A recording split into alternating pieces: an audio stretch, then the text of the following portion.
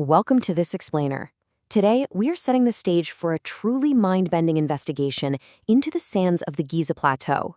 We're looking at some absolutely explosive claims that just emerged in March 2025, suggesting that one of the most heavily studied archaeological sites in the entire world might actually still be hiding its biggest secrets. So let's just dive right in. Think about it for a second. Are the pyramids literally just the roof? For over a century, the general consensus has been that the Great Pyramids were primarily tombs, right? Just solid stone with a few internal chambers. But what if they are actually just the tip of a massive subterranean iceberg? Recent radar scans have sparked a massive debate by claiming exactly that.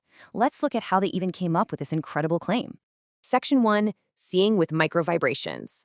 So, how do you see up to 3 kilometers underground without lifting a single shovel?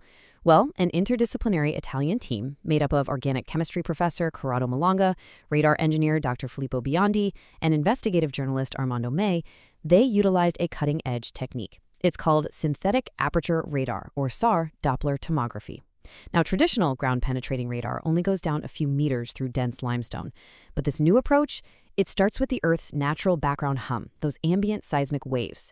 As these low-frequency waves pass through the pyramids, they cause microscopic movements. Then, satellites up in orbit bouncing X-band radar off the surface actually detect these tiny micro-movements as subtle phase shifts. It is quite literally like an ultrasound for the planet. Okay, and that brings us to this really crucial concept, phononic information. Dr. Biondi developed proprietary software that takes those raw radar reflections, those tiny micromovements we just talked about, and translates them into phononic information. Basically, it treats the vibrations like sound waves. By tracking these shifts from a bunch of different viewing angles, the algorithm infers the presence of deep underground cavities. In effect, it renders the subsoil totally transparent in the micromovement domain, which allows for a full 3D reconstruction of whatever is hiding down there. Section 2. An underground city revealed? After testing their method on the Great Pyramid back in 2022, and then expanding their survey across the entire plateau to focus heavily on Khafre's pyramid, what the team claims to have mapped is just staggering in its monumental scale.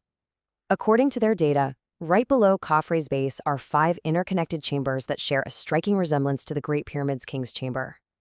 And it gets crazier. Beneath those are 8 massive vertical well shafts, complete with descending spiral paths plunging 648 meters deep.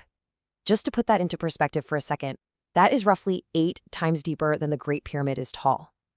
These shafts supposedly terminate in 2 enormous cubic cavities, each 80 meters across. Guys, that's the size of a 20-story building. And all of this is supposedly part of a multi-level tunnel network stretching 2 kilometers across the plateau. Naturally, findings like this trigger a whole lot of historical speculation. Armando May, the team's investigative journalist, notes that this labyrinthine layout strongly parallels the mythical subterranean halls mentioned in ancient Hermetic texts, places often referred to as the legendary halls of Amenti. If these structures actually exist, it raises an incredible question. Were the pyramids merely the visible capstones of a much, much larger subterranean enterprise? Section 3, the Orion correlation theory. Mysteries at Giza always spark wild and fascinating ideas. And at the core of these fringe theories, which were popularized by researchers like Robert Bauval and Graham Hancock, are genuine archaeological anomalies.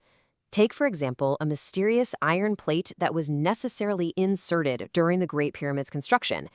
That completely challenges our timelines of human technology.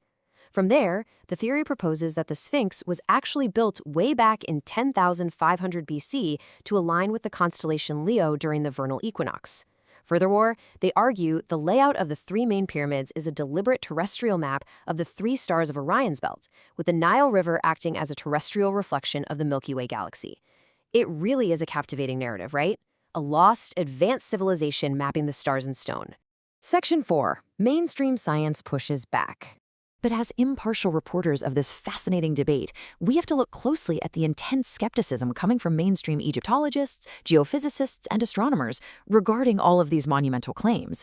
So on the alternative side, you have a timeline stretching back over 12,000 years, with claims of massive, deep subterranean cities. But on the mainstream side, you have the firmly established timeline of 2500 BC. More importantly, mainstream scientists point to the recent Scan Pyramids project. That team used high-resolution muon tomography in and around Khufu's pyramid, and while they did actually find a new internal void, they definitely did not detect a massive 2-kilometer deep Earth city.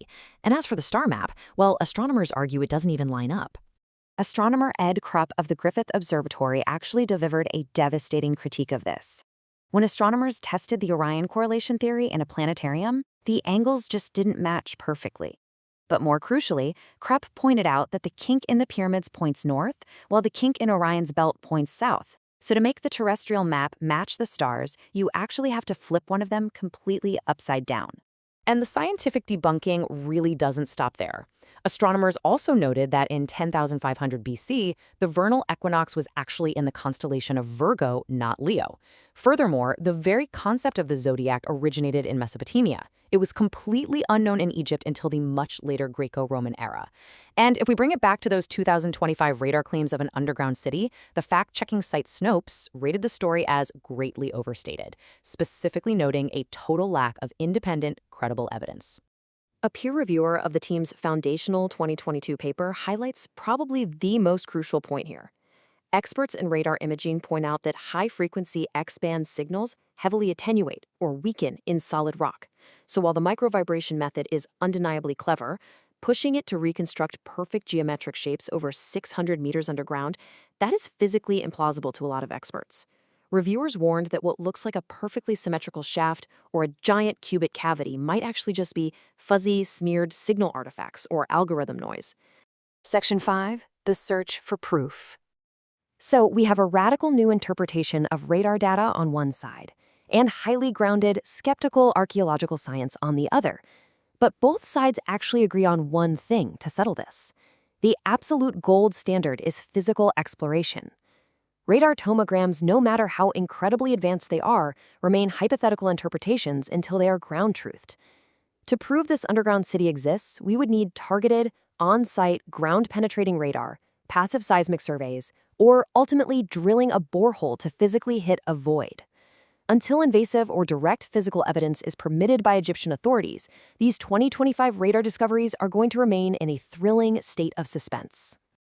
And that leaves us with this final, provocative thought to chew on.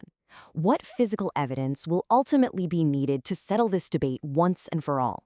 And if even a fraction of these subterranean structures are proven real, what will it mean for the future of Egyptology and our understanding of human history? It's an absolutely fascinating clash between cutting-edge tech, ancient mysteries, and rigorous science.